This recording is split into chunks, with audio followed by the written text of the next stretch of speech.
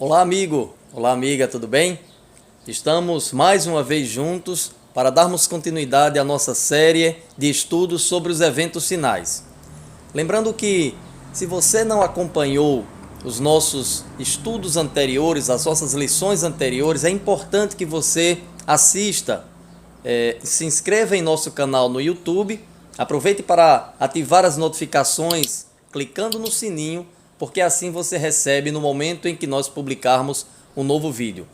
Lembrando que esse é uma série de estudos, é uma sequência de estudos onde cada lição depende uma da outra. Portanto, para que você entenda essa, é importante que você tenha assistido às lições anteriores. Um grande abraço e vamos em frente. As últimas notícias que temos do dia. Rios e córregos inundando inúmeras cidades. Milhares sem energia elétrica após terrível furacão. 3 tufões acabaram de tocar o solo ao fim da cidade. E agora? O que é isso? Eu acho que é um terremoto. Eu nunca vi tais condições climáticas antes. Busquem abrigo imediatamente.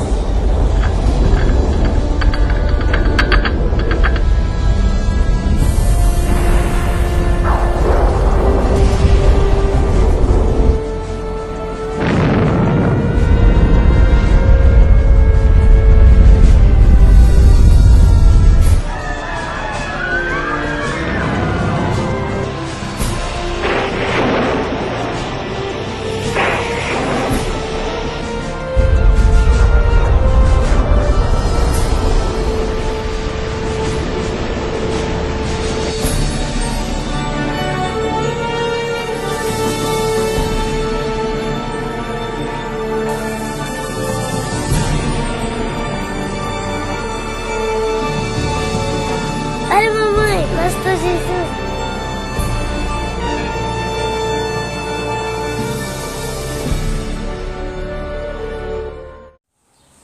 Quero começar me dirigindo a todos os amigos e amigas que estão acompanhando conosco essa série sobre os eventos finais. É muito importante que você continue participando conosco, porque com certeza o que apresentaremos aqui será de fundamental importância para que a partir de agora você esteja se preparando e preparado para aquele grande dia quando Jesus voltar nas nuvens dos céus. Para começar, eu quero convidá-lo a abrir a sua Bíblia no livro de Gênesis, no capítulo 6, e vamos ler alguns versículos desse capítulo. A partir do versículo 5, a Bíblia diz o seguinte: E viu o Senhor que a maldade do homem se multiplicara sobre a terra, e que toda a imaginação dos pensamentos de seu coração era só má continuamente. Disse então o Senhor: Destruirei de sobre a face da terra o homem que criei. Noé, porém, achou graça aos olhos do Senhor. Ele era varão justo e reto, e em suas gerações, Noé andava com Deus. Meus amigos, esse relato apresenta para nós o momento em que Deus declara que destruiria pela primeira vez o mundo e os seus habitantes, e nessa ocasião com água, por ocasião do dilúvio. Mas o interessante é que Deus encontrou em Noé justiça. A Bíblia diz que Noé achou graça diante dos olhos do Senhor. Por quê? Porque ele andava com Deus. Isso nos faz entender que Deus não destrói tão somente ou necessariamente a terra, mas Deus destrói o pecado, porque Ele abomina, Ele aborrece o pecado. Embora Deus ame o ser humano, mesmo sendo ele pecador. Um outro momento que eu quero mencionar para vocês é o que nos diz o capítulo 18 de Gênesis. Lá em Gênesis capítulo 18, Deus anuncia a Abraão que destruiria 2 cidades ímpias, sendo elas Sodoma e Gomorra. Naquela ocasião, Deus envia anjos para anunciarem a Ló que ele deveria sair de Sodoma e Gomorra porque ele destruiria aquelas cidades ímpias. Segundo Deus, aqueles homens haviam chegado ao ponto máximo da iniquidade. E Abraão então questiona Deus por algumas vezes. Pergunta primeiramente: mas Senhor, se existirem pelo menos 50 pessoas justas naquelas cidades, o Senhor ainda assim destruirá? E Deus disse: se eu encontrar 50 justos, eu terei misericórdia por amor aos 50. E Abraão insiste: mas se existirem apenas 45? E Deus mais uma vez reforça: terei misericórdia das cidades por amor aos 45. E assim Abraão continua: mas Senhor, e se houverem apenas 40? E mais uma vez Deus declara que agiria de misericórdia por amor aos 40. Abraão continua insistindo: e se forem apenas 30? E se forem 20? E apenas 10?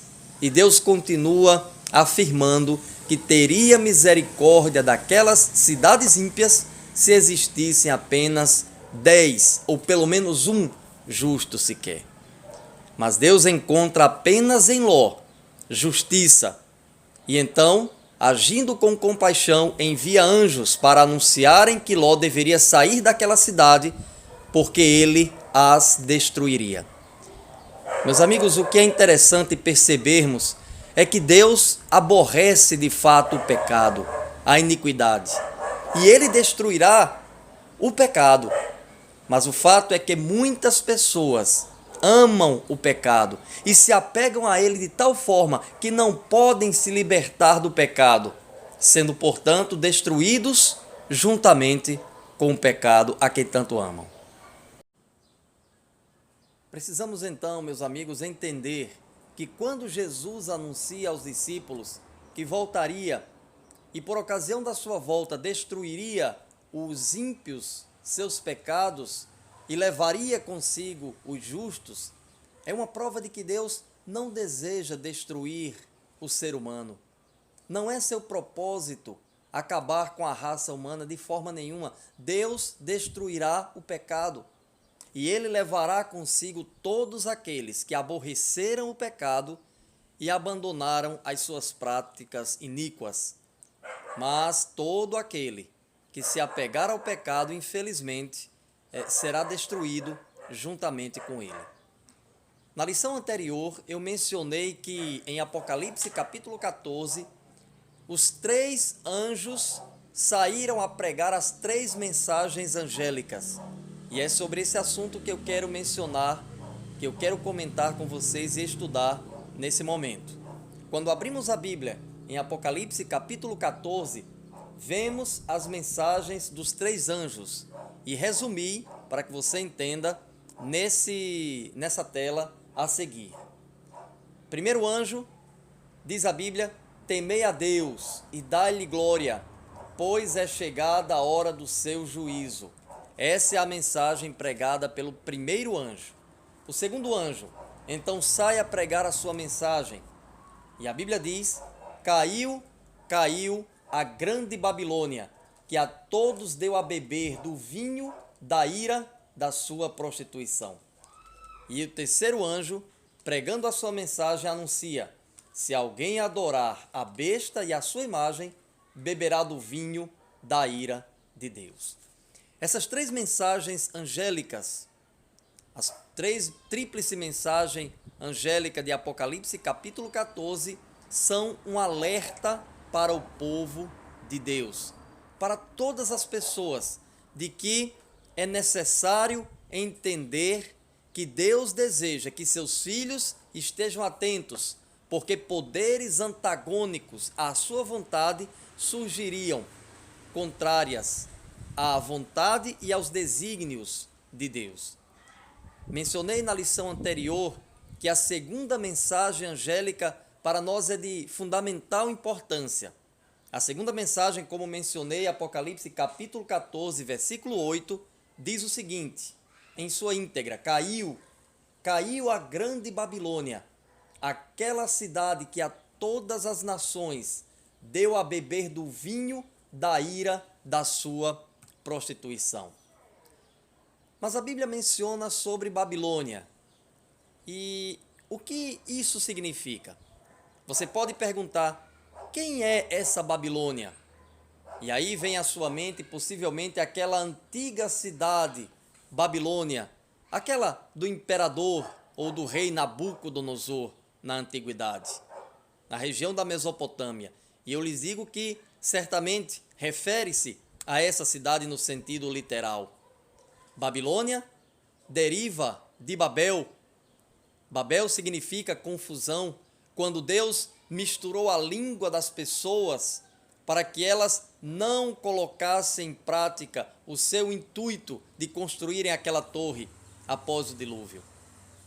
Portanto, meus amigos, quando Deus se refere à Babilônia, no sentido simbólico do Apocalipse, a Babilônia espiritual, ele está tomando como exemplo a Babilônia literal, aquela Babilônia da antiguidade, essa que vocês podem ver aí nesse slide que apresento nesse momento, nessa tela.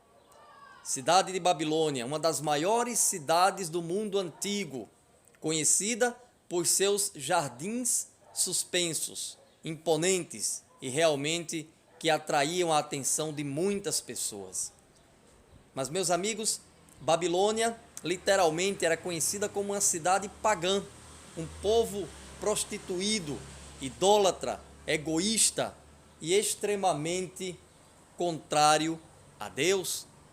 E no momento em que Deus, no capítulo 14 de Apocalipse, fala acerca da queda de Babilônia, refere-se ele à Babilônia espiritual, ou a um sistema religioso idólatra, pagão e contrário à vontade de Deus.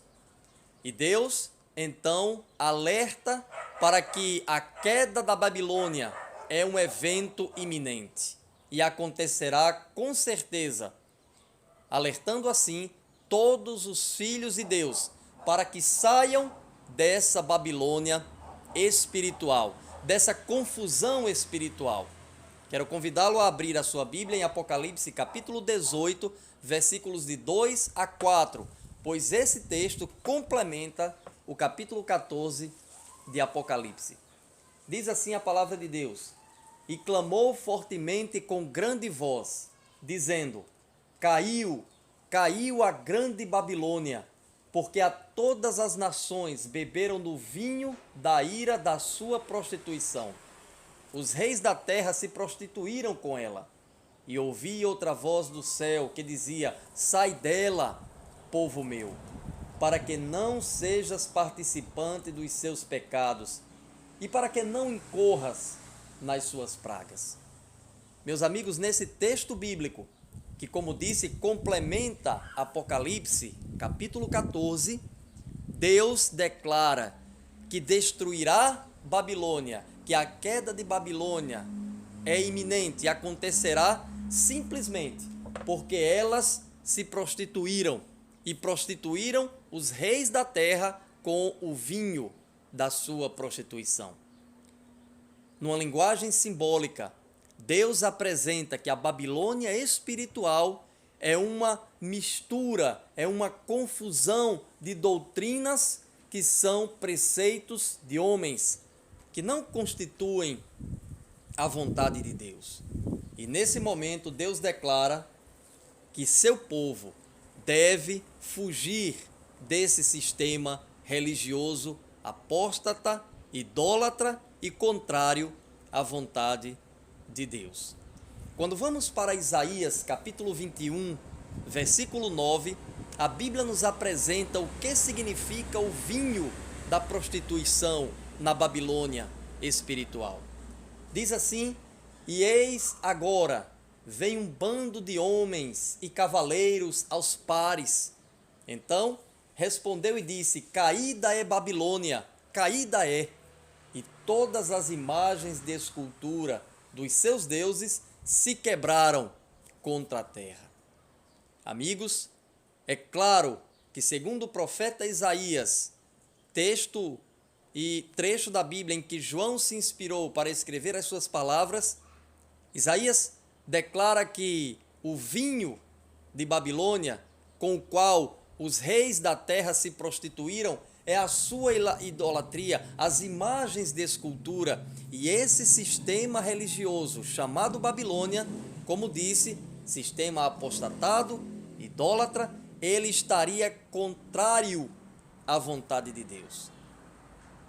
Ainda na lição anterior, mencionei pelo menos duas características do povo verdadeiro de Deus aqui na terra.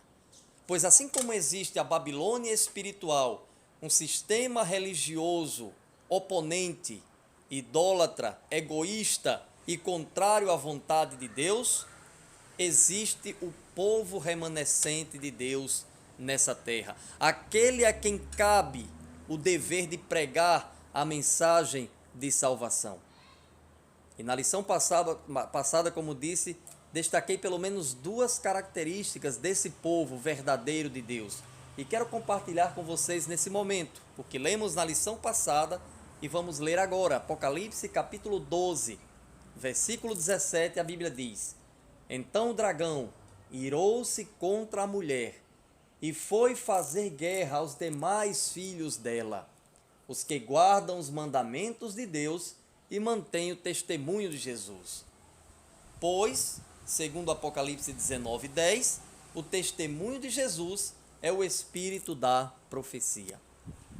Então, amigo, pelo menos duas características encontramos nesse trecho bíblico do Apocalipse como sendo características do povo de Deus nessa terra, da igreja remanescente da profecia bíblica, pois quando o Apocalipse fala em mulher, nesse momento está se referindo à igreja verdadeira. E a Bíblia diz que o dragão, representando Satanás, irou-se contra a mulher e foi fazer guerra aos descendentes da mulher, que são aqueles que guardam os mandamentos de Deus e têm o testemunho de Jesus.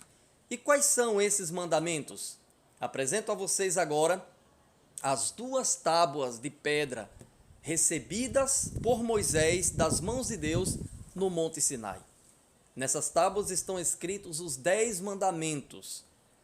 Imagino que você já conheça, já tenha ouvido falar acerca desses 10 mandamentos registrados em Êxodo capítulo 20. Mas quero chamar a atenção, meu amigo, para um mandamento que parece que nem todos os sistemas religiosos hoje em dia pregam nem levam em consideração. O quarto mandamento, que requer de nós a observância e a santificação do sábado como um dia de repouso. Quando olhamos para os 10 mandamentos, percebemos que praticamente todos eles, os sistemas religiosos, as igrejas, estão de fato em comum acordo. Porém, quando olhamos para o quarto mandamento, percebemos que há algo diferente. Quando levamos em consideração a interpretação de um, em comparação à interpretação de outro quanto à questão do sábado. Mas o fato é que o que distinguirá o povo de Deus remanescente nessa terra será exatamente a observância do quarto mandamento bíblico, o sábado. Quando a Bíblia apresenta a Babilônia espiritual como sendo uma confusão religiosa, nos mostra que esse sistema religioso tem por característica alterar a palavra de Deus, os mandamentos de Deus, e dessa forma irem contrários à vontade do Criador. Esse sistema religioso apostatado, orgulhoso e idólatra, ele estaria alterando o mandamento de Deus e trocando a verdade pelo erro. Quando Deus alerta que esse sistema religioso apostatado, Babilônia, estaria em ruína, em queda, na verdade Deus está querendo anunciar que esse sistema religioso, composto pela Igreja Romana, pelo protestantismo apostatado, pelo espiritismo, estaria se reunindo com o intuito de lançarem a verdade por terra e em seu lugar ensinarem o erro. Meu amigo, esteja alerta. Os mandamentos de Deus são esses que acabamos de apresentar. Inclusive o quarto mandamento. E se alguém prega algo diferente do que está apresentado nesse trecho bíblico, nos 10 mandamentos, desconfie e esteja atento, porque esse sistema religioso, segundo a profecia bíblica do Apocalipse, cairá. E o apelo que Deus faz a você e a mim, e a todos aqueles que ainda fazem parte desse sistema religioso é: sai dela, povo meu, para que não incorras nas suas pragas.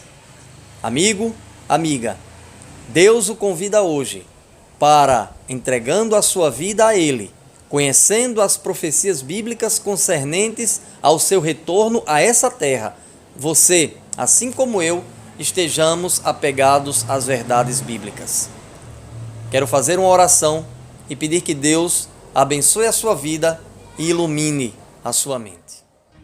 Senhor nosso Deus, querido Pai, te agradecemos porque nessa oportunidade o Senhor alertou-nos, abriu a nossa mente a compreendermos a Tua palavra e entendermos que os mandamentos que o Senhor declarou e entregou a Moisés no Monte Sinai ainda são importantes e válidos como característica do Teu povo nessa terra.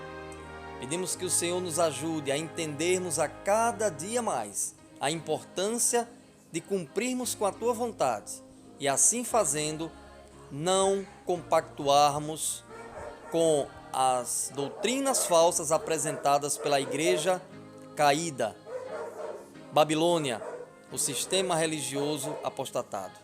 Te pedimos estas bênçãos, agradecidos em nome de Jesus.